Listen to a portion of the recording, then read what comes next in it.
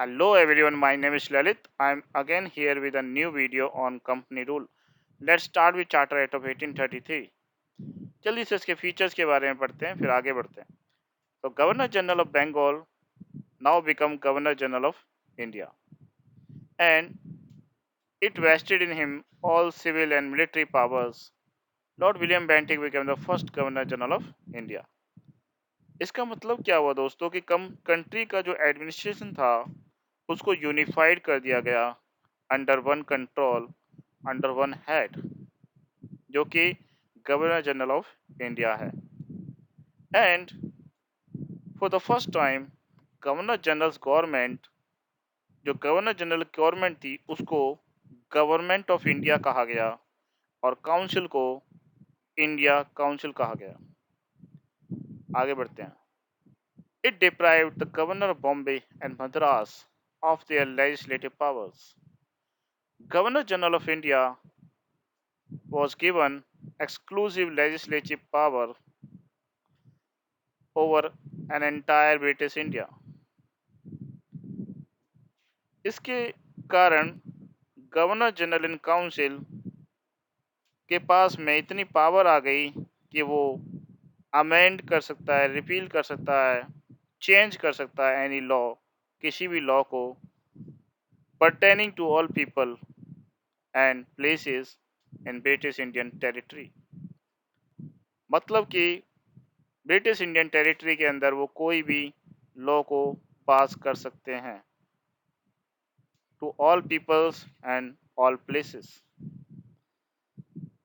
And it ended the activities of East India Company as a commercial body.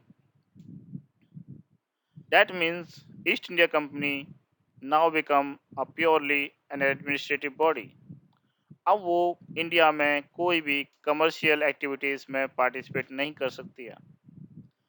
अब वो companies की territories was held in India in trust of His Majesty, heirs and successors. अब वो British monarch के under उसका रख रखाव मतलब देखभाल कर सकती है under this act. Charter act of 1833 ये पहला अटेम्प्ट था ओपन कंपटीशन के लिए इंडियंस के लिए सिविल सर्विसेज में, जो कि अपोजिशन मिलने के कारण कोर्ट ऑफ डायरेक्टर्स का इसको निगेट कर दिया गया, रिजेक्ट कर दिया गया. So what is the significance of charter act of 1833? It was the final step towards centralization of British India. That's it. Moving on to the charter act of 1853 features. जैसे कि आप देख रहे हो दोस्तों कि इसको पहली बार दो भागों में डिवाइड किया गया. First one is legislative functions of governor general council and second one is executive functions of governor general council. जो लेजिस्लेटिव फंक्शंस है उसको इंडियन सेंट्रल लेजिस्लेटिव काउंसिल कहा गया और सेंट्रल लेजिस्लेटिव काउंसिल कहा गया, जो कि बाद में मिनी पार्लियामेंट के नाम से जानी गई. And thus legislation is the first time treated as a special function of the government and requiring special machinery and special process. Let's move on to the next. Features of the Act of 1853. जैसा कि आप देख रहे हो दोस्तों कि इसके features जो हैं, first one is introduce open competition system of selection and recruitment of civil servants, जो कि मैकाले कमेटी अपॉइंट की गई थी 1854 में. उसके तहत कोवेनेंटेड सिविल सर्विसेज को ओपन कर दिया गया इंडियंस के लिए.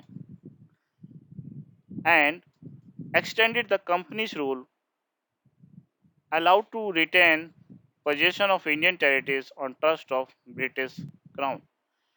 इस एक्ट के तहत जो कंपनी का रूल था उसको बढ़ा दिया गया एंड उसको अलाउ किया गया कि वो इंडियन टेरिटरीज को ब्रिटिश क्राउन के ट्रस्ट में पोजेस कर सके, रख सके. But it did not specify any particular period unlike the previous charters. परंतु इसने कोई ऐसा टाइम स्पेसिफाई नहीं किया कि आप इसको 10 साल या 20 साल के लिए, जैसे कि आप 1833 देखो तो उसमें 20 साल के लिए उसको बोला गया था, बट इसमें कोई टाइम डिफाइन नहीं किया गया। तो it was a clear indication to the company's rule कि भाई इट कैन बी टर्मिनेटेड और it could be terminated any time. अगला पॉइंट ये है कि introduce first time the local representation into Indian central legislative council. इसका मतलब ये हुआ कि out of 6 new members of the governor general council, 4 members are selected by the local governments of Madras, Bombay, Bengal, and Agra. The Crown Rule 1858 to 1947, although the act for the good government of India, but it doesn't have anything good for Indians. It abolished East India Company and transferred the powers, territories, and revenues to the British Crown.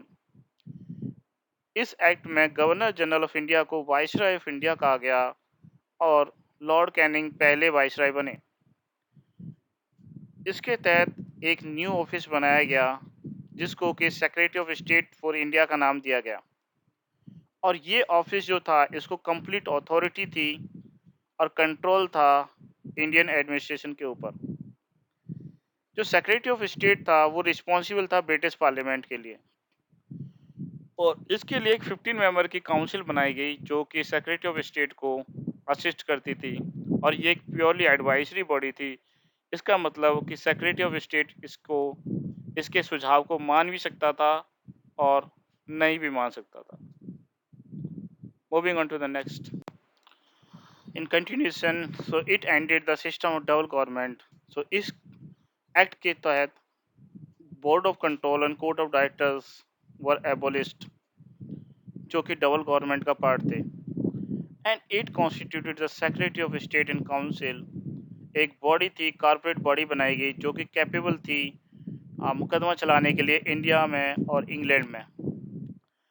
जो act of 1858 है वो basically इसका जो M था वो improvements के लिए था एडमिनिस्ट्रेटिव मशीनरी में, जो कि एडमिनिस्ट्रेटिव मशीनरी इंडियन गवर्नमेंट के लिए यूज़ की जा रही थी सुपरवाइज और कंट्रोल करने के लिए इन इंग्लैंड। तो वो बिल्कुल भी कोई उसका कोई चेंज नहीं था, substantial way, no alter in substantial way the system of government that prevailed in India. जो कि पहले से चलती आ रही थी व्यवस्था, उसमें कोई ज़्यादा सुधार नहीं हुआ। मतलब कि इंडियंस को इससे कोई ज़्यादा बेनिफिट नहीं मिला और उनकी कंडीशन में कोई ज़्यादा सुधार नहीं आया। Next, Indian councils act of 1861, 1892 and 1909।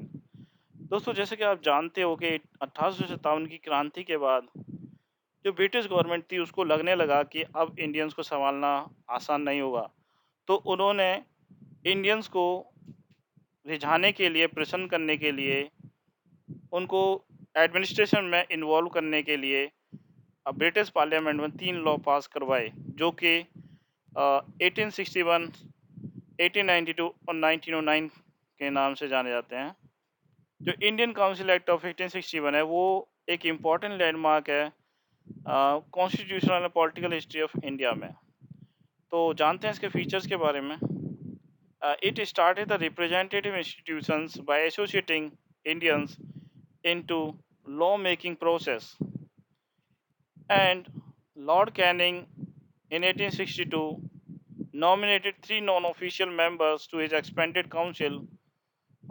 Those were Raja of Banaras, Sir Dinkar Rao, and Maharaja of Patiala. Moving on to the next slide.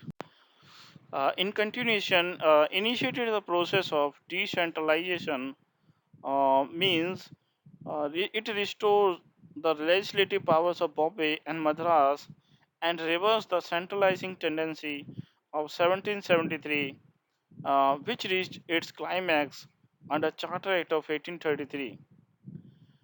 इसका मतलब ये हुआ कि जो सेंट्रलाइजेशन जो टेंडेंसी थी उसको हटा करके डिसेंट्रलाइजेशन का प्रोसेस है वो स्टार्ट किया गया 1861 के अंडर, और जो कि अपने क्लाइमैक्स यानी कंप्लीट इंटरनल ऑटोनॉमी पर पहुंचा इन 1937।